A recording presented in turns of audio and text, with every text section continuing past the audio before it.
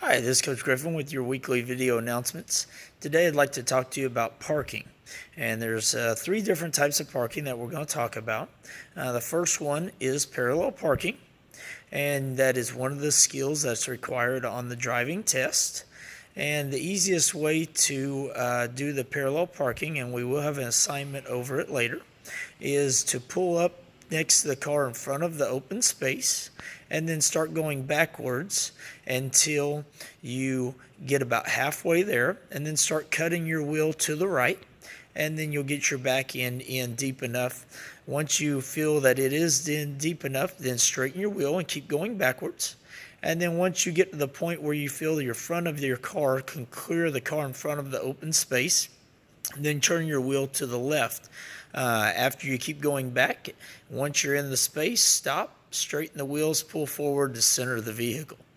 Make sure before you attempt your parallel parking that you do turn your turn indicator on, signaling that the cars behind you, letting them know that you're going to be parallel parking in that open space. When you do leave, make sure you signal. Also, make sure you look over your left shoulder at checking your blind spot for oncoming traffic. Next one is parking on the side of the road, and that one is also on the driving test. When you park uphill on the side of the road with a curve, you're going to want to turn your wheel to the left, and then parking downhill with a curb, you're going to want to turn it to the right.